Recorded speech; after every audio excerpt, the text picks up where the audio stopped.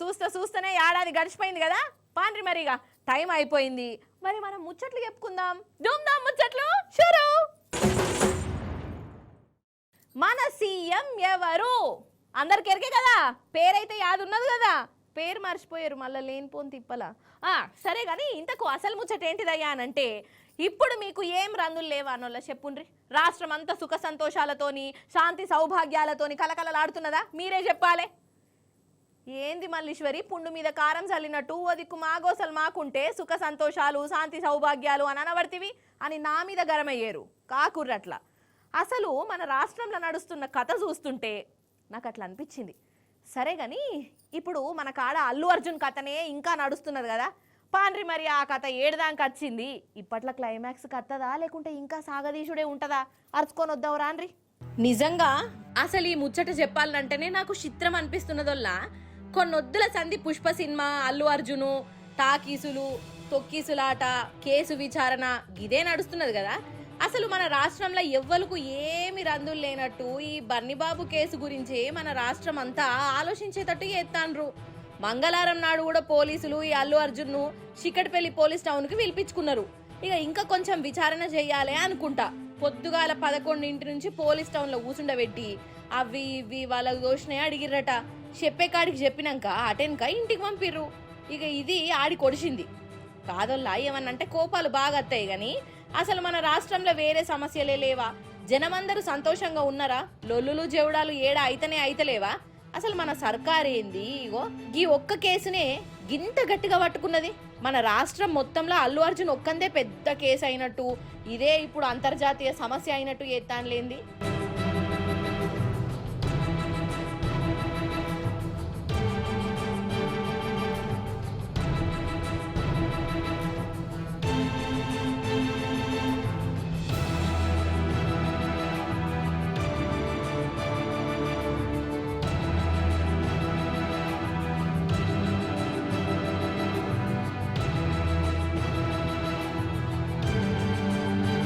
మరి గిట్లనే అన్నిటి మీద వేయాలి. రైతులు ఎట్లా గోసపడుతున్నారో చూస్తున్నాం మనం. ఉరితాళ్ళు పట్టుకొని రోడ్ల మీదకి వస్తాన్రు. మరి వాళ్ళను కూడా గిట్లనే ఎందుకు పట్టించుకుంటలేరు? గురుకులంలో ఇప్పటికీ 50 మంది పిల్లలు చచ్చిపోయిర్రు. మరి వాళ్ళ సావుకు కారణమైన వాళ్ళ మీద కేసులు పెట్టాలి కదా. దినాము ఎంక్వైరీలు నడపాలి కదా. హాస్టల్లల్లా ఎలుకలు కొరుకుతున్నాయి, పాములు కాటు పెడుతున్నాయి, పిల్లలు దవాఖాన్ల పడతాన్రు. మరి ఆ ముచ్చటెందుకో తీత్తలేరు? అంటే చదువుకునే పిల్లలది పానం కాదన్నట్ట ఏంది? వాళ్ళ పానం అంటే లెక్కలేదా ఈ సర్కార్కు? అసలు ఏడాది సంధి రోడ్ల మీదకి రానోళ్ళు లేరు. ఇచ్చిన గ్యారెంటీలు అమలు చేయాలని పోరాటం చేస్తాన్లు. ఇయ్యాల కూడా జనం రోడ్ల మీదకి వచ్చిర్రు. మరి వాళ్ళ బాధ ఏందో అరుసుకోవాలి కదా. పంట పెట్టుబడికి పైసలు లేక రైతులు దండలాడుతాన్రు. రైతు బంధు, రైతు బీమా జిగరే తీస్తలేరు. ఇత్తనాలకు హరిగోస పడతాన్రు. మరి వాళ్లకు ఏదో ఒక భరోసా ఎందుకు ఇస్తలేరు? పాపం ఆటో డ్రైవర్ల అవస్థ ఎంత తక్కువ చెప్పుకుంటే అంత మంచిదొల్లా. గిరాకులు లేక వాళ్ళు బలిమీటికి పానాలు తీసుకుంటున్నారు. వాళ్ళ సావుకు కారణమైన వాళ్ళ మీద కేసులు పెట్టాలి కదా. అంతెందుకు, మన సీఎం రేవంత్ సారు వారి సొంత తమ్ముడే హరిగోస పెడుతున్నాడని కాగితం రాసి మరి మాజీ సర్పంచ్ సాయిరెడ్డి చచ్చిపోయాడు. మరి గింత సాక్ష్యం ఉన్నా గాని రేవంత్ సారు తమ్ముని మీద కేసు ఎందుకు పెట్టలే? కమస్కము ఆయన మీద ఎంక్వైరీ అన్న ఎందుకు చేస్తలేరు? ఏమన్నా అంటేనేమో చట్టం అందరికీ సమానం, ఎవ్వరికి సుట్టం కాదు అని అంటారు. మరి ఇంటోన్ చేయబట్టి ఒక పానమే పోయింది. మరి ఈడ చట్టం ఏడ సమానంగా పనిచేస్తుంది కావచ్చు. వీళ్ళందరి బాధ కాదు గాని అల్లు అర్జున్ కేసే ఇప్పుడు అందరి బాధ లెక్క మార్చేస్తాండ్రు. తొక్కీసులాటల రేవతక్క జీవిడిచింది. పిల్లగాడు దావకాన్లు ఉన్నాడు. బాధ పడనోళ్ళు లేరు. ఇంట్లో తప్పు చేసిన వాళ్ళకు శిక్ష పడవలసిందే. మన రాష్ట్రం అంటే ఇదొక్కటే కాదు కదా నోళ్ళ. ఇట్లా అడుగుతేనేమో కేసులు పెడతాండ్రు, జైల్లో పెడతాండ్రు. సినిమా యాక్టర్ల పంచాయతీని ముంగటేసుకొని పాలనను పక్కకు పెట్టుడు. అరే రామచంద్ర, ఇదేం ప్రజాపాలన? ఇదెక్కడి ఇందిరమ్మ రాజ్యం అని నిలదీస్తాండ్రోళ్ళు జనాలు. అది సంగతి. ఇప్పుడు మనం అట్లా మన తెలంగాణలో ఓ రౌండ్ వేసొద్దాం పాండ్రోల్లా. ముఖ్యంగా మన రేవంత్ సార్ వారికి చూయించాలనే ఈ ముచ్చట ఈడ కూర్చొని చెప్తాను. అసలు ఇప్పుడు మన రాష్ట్రంలో నడుస్తున్న అసలు కథ ఏంది, మన సర్కారు నడిపిస్తున్న కథ ఏంది మీకు తెలవాలి కదా. పాండ్రి మరి ఆడ జనాలు ఉన్నారు, వాళ్ళు ఏమో అంటున్నారు. జల్దిన రాండ్రి పోయి చూద్దాం. అయ్యో, బొచ్చలు పట్టుకుని ఆడుకుంటురు కదా. మన రేవంత్ సారు ఫోటో కూడా పెట్టుకుర్రు. సారు బొమ్మ పెట్టుకుంటే ఎవరన్నా రూపాయన్న ఎత్తరు అక్కలు. ఇగో గిట్లనే పక్కపంటలు అనుకున్నారు గాని అసలు వీళ్ళందరూ ఎవరంటే మన విద్యాశాఖల సమగ్ర శిక్ష ఉద్యోగులు. కాంట్రాక్టు నౌకలదే, పర్మనెంట్ కాలే. అధికారంలోకి వస్తే పర్మనెంట్ చేస్తామని మన రేవంత్ సార్ వారు మాట ఇచ్చిండు కదా. మరి ఏడాది గడిచిపోయే ఆ మాట నీటి మూటనే అయిపోయింది. అందుకే రాష్ట్రంలో ఉన్న ఈ సర్వశిక్ష కాంట్రాక్ట్ ఉద్యోగులు పిల్ల జల్లలతోని రోడ్ల మీదకి వచ్చిర్రు.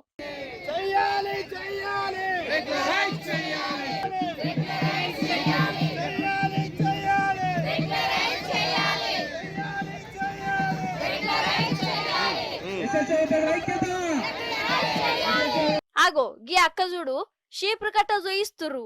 రేవంత్ సార్కే చూయిస్తారా ఏంది కొంపదీసి? ఓ అక్క, రేవంత్ సార్ మీద ఎంత కోపమున్నా షీపురు కట్ట మర్రేసి ఆయనకే చూయించొచ్చునా? అయితే వీళ్ళు కూడా నిరసన ఎత్తున్నట్టున్నారోలా రోడ్లు సాఫ్ చేసే సాపై బాధ చెప్పుకుంటున్నారు.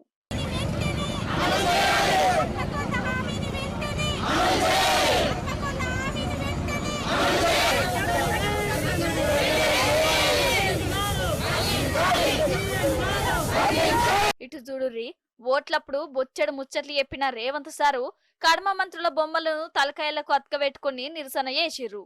ఇటు నిజామాబాద్ లనొల్ల వీళ్ళు బోనాలు ఎత్తుకొని మరి రేవంత్ సార్కి ఇచ్చిన మాట యాద్ చేపిచ్చిర్రు. బతుకమ్మను పట్టుకుంటే రేవంత్ సార్కు కోపం వస్తుంది అనుకున్నారో ఏమో, ఎందుకన్నా మంచిదని బోనాలు ఎత్తినట్టున్నది. ఏదైతే ఏంది పాటు మన పండుగతోనే రేవంత్ సార్కు మళ్ళీసారి మతలబ్ పంపిర్రు.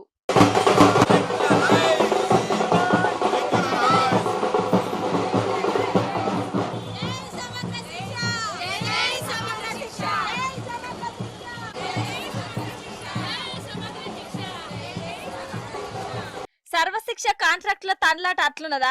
జోగులాంబ గద్వాల్ జిల్లా బీచ్పల్లి రెసిడెన్షియల్ బల్లే చదివే పిల్లల ఆందోళన చూడురిగా. చదువుకునే పిల్లలు 18 కిలోమీటర్ల పాదయాత్ర చేసి మరి కలెక్టర్ సార్ కు వినతి పత్రం ఇచ్చిర్రు.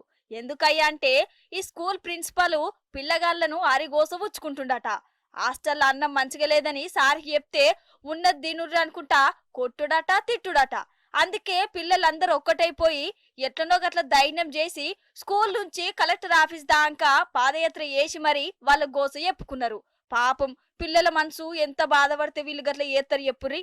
రేవంత్ సారు చూసినవా సారు, ఇగో మన రాష్ట్రంలో గిన్ని గానం ఉన్నాయి సారు, రోడ్లెక్కనోళ్ళు లేరు సారు. వీళ్ళేం మేడలు మిద్దలు కావాలంటలేరు, మీరు ఇచ్చిన మాట నిలబెట్టుకోమంటారు సారు.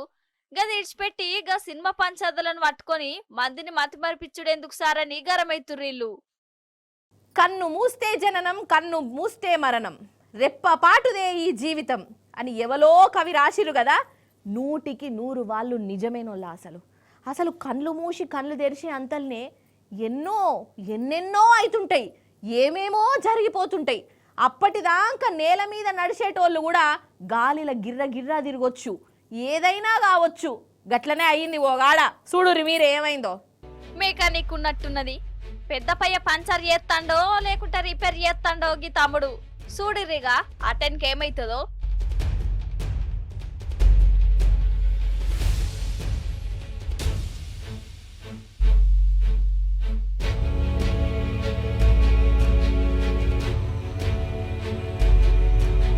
వామ్మో ఓర్ నాయనో, మనిషి గిట్లా ఎగిరి పడ్డాడు.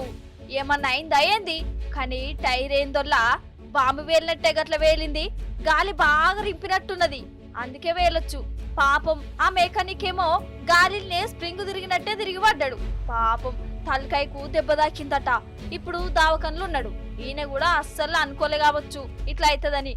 కానీ చూసిర్రానుల్లా అసలు ఎప్పుడు ఏమైతుందో ఏ టైం ఎట్లా గాలపడుతుందో ఎవ్వరు చెప్పలేరు కదా. అన్నట్టు ఇది కర్ణాటక రాష్ట్రంలో జరిగిందట.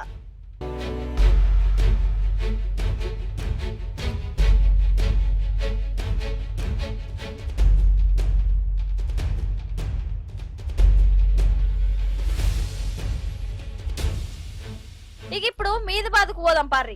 ఇదైతే ఘోరం అంటే ఘోరం వల్ల కొందరు కంతిరోలు వేసిన ఏషం చూడరి మీరే. ట్రక్ డ్రైవర్ గాడు మనిషా లేకుంటే ఇంకేమన్నానా ముంగటున్న బైక్ ను గుద్ది అట్లనే దంచుకోబోయిండు. పాపం బైక్లున్నోళ్ళు ఇరికిర్రు, వాళ్ళను అట్లనే ఈడ్చుకోబోయిండు ఆ ట్రక్కోడు. ఏం దిమాగ్ మంది. పాపం ఎంత నరకం చూసిర్రో. అసలు ఇదేమన్నా సినిమా అనుకున్నాడా ఇంకేమన్నా అనుకున్నాడా కథకున్న వాడెత్తు. ఇక లాస్ట్ కు రోడ్డు మీద పోతున్న జనాలు ఆ ట్రక్ కొన్ని ఓవర్టేక్ చేసి ఆపిర్రు. వాళ్ళను దావఖానకు అట్టుకుపోయిర్రు. ఆ డ్రైవర్ గారిని గట్టిగా సన్మానం చేసిరట. ఏందో ఏమోపో అంత కందిరోలు పాడుపడ్డరు. మనిషి పానం అంటే ఇల్వనే లేకుండా అవుతుంది.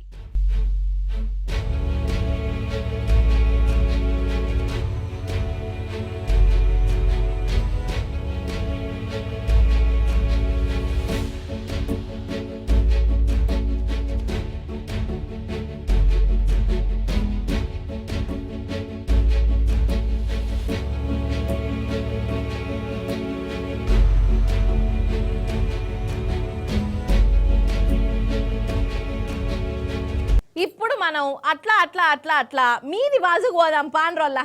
చలికాలం కదా, మంచులో తిరిగితే ఎట్లుంటదంటారు?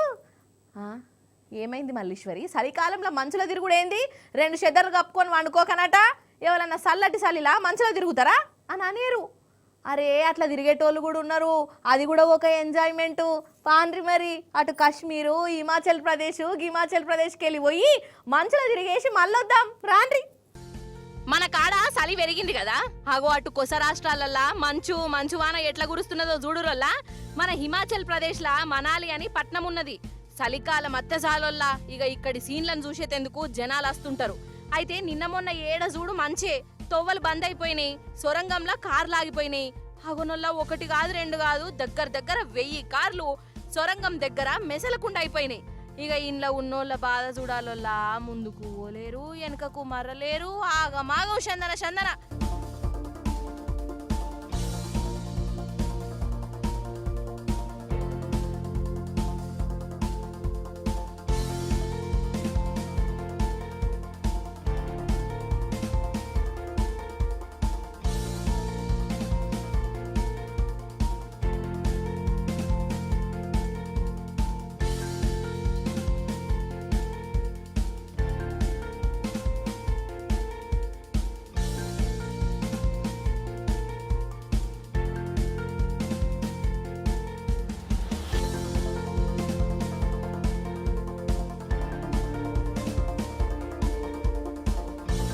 ఇంకో దిక్కు అటు కాశ్మీర్ దిక్కు అయితే ఎటు చూసినా మంచే.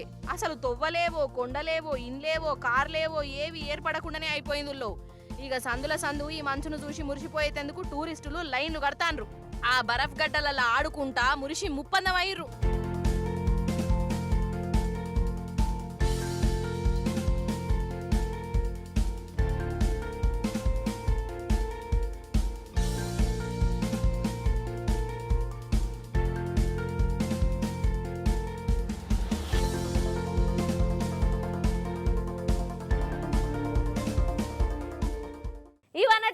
ముచ్చట్లు మళ్ళీ రేపు వస్తుంది కదా మీ మల్లీశ్వరి. అప్పుడు వచ్చేటప్పుడు ఇంకిన్ని ముచ్చట్లతో కలుస్తుంది. అప్పటిదాకా మీరైతే చూస్తూనే ఉండరు టీ న్యూస్. నేనుంటా మరి. నమస్తే, టాటా.